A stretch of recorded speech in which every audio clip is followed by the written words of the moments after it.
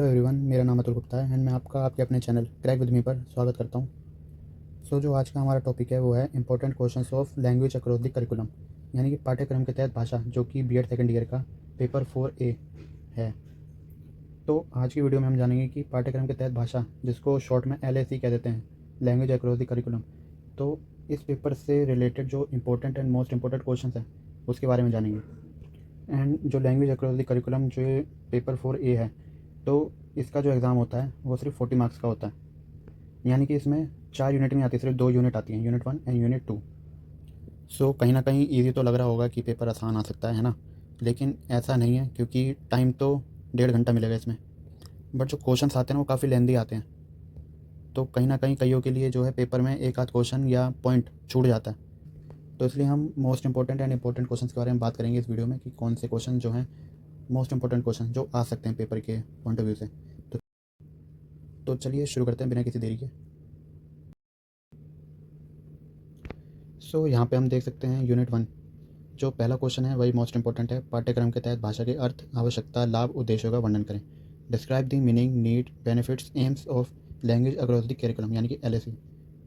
And ये वाला question most important है, आने के बहुत चांस हैं इसके। ठीक है, तो आपको ये वाला क्वेश्चन तैयार कर लेना है। साथ ही इस क्वेश्चन के साथ जो है सेकंड क्वेश्चन जो है वो थोड़ा मिला हुआ है। ठीक है, स्कूलों में LAC को लागू करने में आने वाली कठिनाई को समझाइए। LAC दृष्टिकोण में विषय शिक्षकों और भाषा शिक्षकों की संबंधित भूमिकाओं पर चर्चा करें। तो सेकंड वाले का आप थोड़ा देख सकते हैं, बाकी जो फर्स्ट क्वेश्चन है वो तो मोस्ट इंपॉर्टेंट है, किसी ना किसी तरीके से आ ही जाता है वो। एंड इसके बाद आता है थर्ड क्वेश्चन, जो कि काफ़ी इंपॉर्टेंट है। ये शॉर्ट में भी आ सकता है, लॉन्ग में भी आ सकता है। भाषा को परिभाषित करें। भाषा का क्या महत्व और विशेषताएं हैं। कक्षा कक्ष अधिगम में भाषा के कार्यों का वर्णन करें। जैसे कि मैंने कहा कि ये शॉर्ट में भी आ सकता है और लॉन्ग में, ज़्यादातर ये शॉर्ट में आता है क्वेश्चन। ठीक है, तो ज़्यादातर जो क्वेश्चन बनता है वो ऐसा बनता है कि कक्षा कक्ष में अधिगम में भाषा के कार्यों का वर्णन करें। भाषा के कार्य ही आते हैं ज़्यादातर। तो आपको इस क्वेश्चन को भी थोड़ा तैयार कर लेना है कि भाषा का क्या अर्थ है, मतलब परिभाषा क्या है और इसकी महत्व और विशेषताएं क्या हैं, बाकी कार्य क्या है। यहाँ पे आप फोर्थ वाला क्वेश्चन भी देख सकते हो। मोस्ट इंपॉर्टेंट तो नहीं कहूँगा, लेकिन इंपॉर्टेंट है। Explain the principles of language teaching and learning. How is the process of language acquisition enhance by the knowledge of this principles. तो भाषा शिक्षण और सीखने के सिद्धांतों की व्याख्या करनी है यहाँ पे। तो आपको भी ये बुक में मिल जाएगा, इसको भी सिर्फ पढ़ लीजिएगा आप। चलते हैं नेक्स्ट क्वेश्चन पे। तो जो यहाँ पे हमारा फिफ्थ क्वेश्चन है वो भी काफ़ी इंपॉर्टेंट है। भाषा सीखने और भाषा के माध्यम से सीखने के बीच अंतर बताइए। सीखने में भाषा की भूमिका की व्याख्या करें। Different between language learning and learning through language.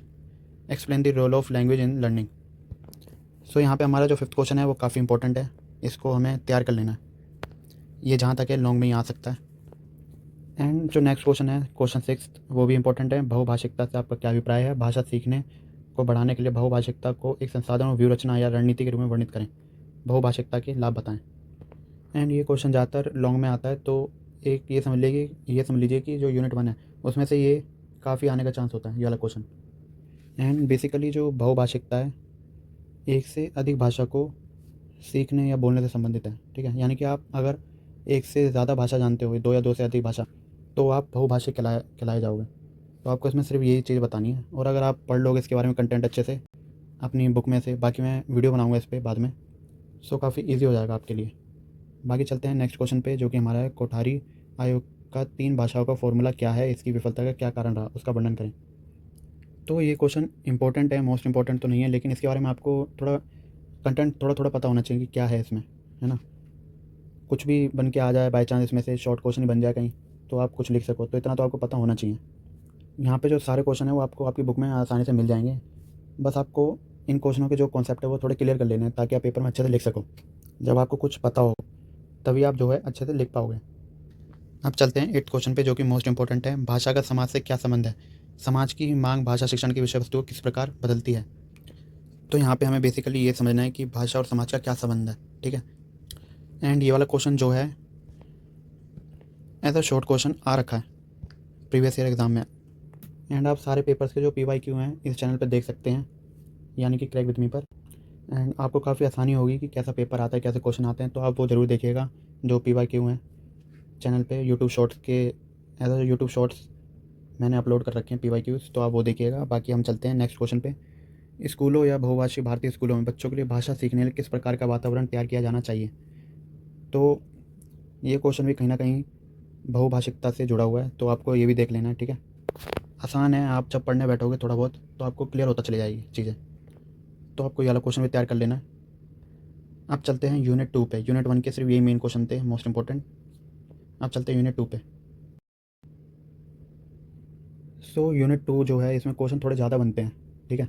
यानी कि इसमें क्वेश्चन जो हैं कंटेंट बहुत है, तो क्वेश्चन भी उसी हिसाब से बनाए गए हैं। तो मैंने यहाँ भी मोस्ट इंपॉर्टेंट क्वेश्चन जो है रेड से मार्क कर रखे हैं, मोस्ट इंपॉर्टेंट लिखकर। तो जो हमारा पहला क्वेश्चन है, सुनने के कौशल से आपका क्या अभिप्राय है? What do you mean by listening skill? What is the importance of listening skill? Describe the steps involved in the development of listening skills. Describe the role of teacher in developing listening skill of students.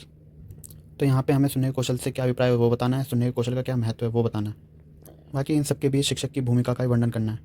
तो ये वाला question काफ़ी important है और ये कई बार आ चुका है। ये सिर्फ अकेले नहीं आता, साथ में जो है पठन कौशल यानी कि रीडिंग स्किल, ये दोनों मिक्स करके आपसे वो पूछते हैं क्वेश्चन पेपर में। एंड आप जब PYQ देखोगे तो आप समझ जाओगे क्या किस तरह से ये क्वेश्चन पूछ रहा है। भले ही आपको अभी यहाँ पे क्वेश्चन जो हैं बड़े लग रहे हो, लेकिन जब आप समझ के थोड़ा कंटेंट रीड आउट करोगे तो आपको आसान लगेगा। एंड यहाँ पे जो है 4 टाइप्स ऑफ स्किल हैं, जैसे कि यहाँ पे है लिसनिंग स्किल यानी कि सुनने का कौशल, रीडिंग स्किल पठन कौशल, फिर आता है स्पीकिंग स्किल यानी कि बोलने का कौशल, एंड एक और होता है राइटिंग स्किल। तो यहाँ पे 4 तरह के स्किल हैं, ठीक है, यानी कि कौशल हैं, जो कि कम्युनिकेशन यानी कि संचार के एक तरह के क्या है, साधन कह लो या तत्व कह लो। सो बेसिकली किसी भी तरह के कम्युनिकेशन के लिए इन चारों कौशलों का अपना अलग अलग महत्व है, ठीक है, और चारों एक दूसरे से कनेक्टेड है कहीं ना कहीं। तो इसलिए हमें चारों कौशलों के बारे में पढ़ना है एंड चारों ही इंपॉर्टेंट है। आप कंटेंट पढ़ लो बस, बाकी तो हो ही जाता है जब आप समझ जाते हो तो आप लिख भी लेते हो अच्छे से। तो ऐसे ही दूसरा क्वेश्चन है पठन कौशल से आपका क्या अभिप्राय है, पठन कौशल का क्या महत्व है, ठीक है। तो इसके बारे में आपको पढ़ लेना है, ये भी मोस्ट इंपॉर्टेंट है। प्रभावी पठन के लिए क्या रणनीतियाँ हैं, स्कीमा सिद्धांत या पठन के बारे में बताएं, ये आपको देख लेना है। बाकी फिर आता है चौथा क्वेश्चन, बोलने के कौशल से आपका क्या मतलब है। स्कूली छात्रों के लिए बोलने के कौशल के महत्व पर चर्चा करें। छात्रों के मौखिक अभिव्यक्ति कौशल का विकास करने की विविध विधियों का वर्णन करें, है ना। तो ये सब हमको बताने हैं, सारे क्वेश्चन जो हैं एक तरह से आपको पढ़ने ही पढ़ने हैं, तभी आप कुछ लिख पाओगे पेपर में। अब चलते हैं नेक्स्ट क्वेश्चन पे। सो हमारा यहाँ पे 4th क्वेश्चन है, साहित्य क्या है, व्हाट इज़ लिटरेचर, इसका प्रयोग भाषा के शिक्षण में क्यों सहायक है, साथ ही इसको बच्चों के पाठ्यक्रम में शामिल करने के क्या लाभ हैं। तो ये क्वेश्चन इंपॉर्टेंट भी है एंड मोस्ट इंपॉर्टेंट भी है। ये कई बार जो है शॉर्ट टाइप ऑफ क्वेश्चन में पूछ लिया जाता है। बाकी पूछने को लॉन्ग में भी पूछ सकते हैं कि इसका प्रयोग भाषा के शिक्षण में क्यों सहायक है, या इसको जो साहित्य है उसको बच्चों के पाठ्यक्रम में क्यों शामिल किया जाए, क्या लाभ है उसके, तो ऐसे करके पूछ सकते हैं। तो ये भी आपको थोड़ा पढ़ लेना है। फिर आता है 5th क्वेश्चन जो कि मोस्ट इंपॉर्टेंट है, भाषा की शैली, लहजा और रजिस्टर पर विस्तृत टिप्पणी लिखें, भाषा में इसके महत्व को स्पष्ट करें। Write a detail notes on style tone and registers of language, explain its significance और इंपॉर्टेंस इन लैंग्वेज। सो ये वाला क्वेश्चन जो है ज़्यादातर शॉर्ट में आता है, बाकी आपको इसके बारे में कंटेंट थोड़ा देख लेना है। बाकी आने वाली वीडियोस में इन सभी टॉपिक्स के बारे में मैं वीडियो ज़रूर बनाऊंगा। बाकी तब तक तो आप बुक में से थोड़ा रीड आउट करिए जो भी आपको मिल सके कंटेंट। बाकी अब नेक्स्ट क्वेश्चन पे चलते हैं जो कि हमारा 6 है, पठन और लेखन के बारे में आप क्या जानते हैं, पठन और लेखन के बीच संबंध का वर्णन करें। तो यहाँ पे हमें संबंध बताना है पठन और लेखन में, यानी कि रीडिंग एंड राइटिंग स्किल के बीच में हमें संबंध बताना, और ये आ जाता है क्वेश्चन, तो आपको ये भी कर लेना है। फिर आता है लेखन कौशल से आपका क्या अभिप्राय है, यानी कि writing skill, what do you mean by writing skill. भाषा सीखने के साधन के रूप में लेखन कौशल की अवधारणा को समझाइए, आप अपने छात्र के लेखन कौशल को कैसे सुधारते हैं या विकसित करते हैं, तो उसके बारे में बताना है। तो काफ़ी ईजी है, आपको बस कंटेंट थोड़ा पढ़ लेना है, आप सब कुछ हो जाएगा। बाकी 8 क्वेश्चन है, रचनात्मक लेखन को परिभाषित करें, लेखन के प्रकार और तकनीकों का वर्णन करें, क्रिएटिव राइटिंग, इसके बारे में आपको पढ़ लेना है, ये भी शॉर्ट में आ जाता है कई बार। बाकी अब चलते हैं 9th क्वेश्चन पे। तो हमारा 9th क्वेश्चन जो है इम्पोर्टेंट है, write a note on skimming and extracting relevant information from the text book. So पाठ्य पुस्तकों के मुख्य भाव जानने के लिए पढ़ने, पाठ्य पुस्तक की सामग्री को जांचने और उससे प्रासंगिक सूचना प्राप्त करने पर एक टिप्पणी लिखिए। ये क्वेश्चन टुकड़ों में पूछ सकते हैं कि स्कैनिंग क्या है, स्क्रीमिंग क्या है, ठीक है, तो आपको पढ़ लेना है। तो इस क्वेश्चन को भी आपको जो है एक तरह से रेडी कर लेना है। एंड अब चलते हैं 10th क्वेश्चन पे जो है संचार से आपका क्या अभिप्राय है, या आप क्या समझते हैं संचार से। What do you mean by communication, explain the process of communication and also explain the role of teacher in communication process, describe the role of language in communication. तो ये जो क्वेश्चन है ये मोस्ट इंपॉर्टेंट है, शायद मैंने यहाँ पे मार्क नहीं करा, लेकिन मोस्ट इंपॉर्टेंट है एक तरह से, तो आपको इसके बारे में पढ़ लेना है बुक से। बाकी नेक्स्ट क्वेश्चन जो है स्कीमा पे है। स्कीमा से आपका क्या अभिप्राय है, इसका महत्व और प्रकार बताइए। तो स्कीमा के बारे में कई बार पेपरों में आया है, तो आपको ये ज़रूर कर लेना है। ये शॉर्ट में भी आ सकता है और लॉन्ग में भी, ठीक है। बाकी अब नेक्स्ट पे चलते हैं। तो जो हमारा नेक्स्ट क्वेश्चन है वो है एक तरह से शॉर्ट क्वेश्चन वाइज है, तो संक्षिप्त टिप्पणी करनी है। मैंने यहाँ पे 4 दे रखे हैं पॉइंट ABCD। भाषा नियमों पर आधारित प्रणाली है, इस कथन की चर्चा करें। तो हमें बताना है कि भाषा कैसे एक नियमों पर आधारित एक प्रणाली है, ठीक है। ये भी आपको बुक में से मिल जाएगा। फिर B पॉइंट आता है पियाजे का भाषा अधिगम सिद्धांत। इसके बारे में बताना है कि पियाजे जो थे उन्होंने भाषा अधिगम से संबंधित क्या सिद्धांत रखे, तो उसके बारे में बताना है। फिर बताना है कक्षा में कौशल के विकास में शिक्षक की भूमिका, ठीक है, उसके बारे में बताना है हमें। फिर आता है बच्चों में भाषा अर्जन की प्रक्रिया को समझाइए, कि बच्चे जो हैं भाषा को कैसे अर्जित करते हैं, ठीक है, कैसे अडॉप्ट करते हैं या एक्वायर करते हैं, तो उस प्रोसेस को हमें बताना है शॉर्ट में। तो ये क्वेश्चन हमारे शॉर्ट टाइप के हो गए। यहाँ पे इंग्लिश में मैंने लिख रखा है, इंग्लिश मीडियम में। एंड जो ये नीचे बॉक्स में है क्वेश्चंस पॉइंट वाइज, तो ये आपको सिर्फ एक तरह से पढ़ लेने हैं मटेरियल थोड़ा थोड़ा, कि आपको समझ आ जाना चाहिए कि क्या क्या पूछा जा रहा है कहाँ से। तो आप यहाँ पे देख सकते हो व्हाट इज़ प्रोनाउंसिएशन, यानी कि उच्चारण शिक्षण और इससे संबंधित दोष क्या है।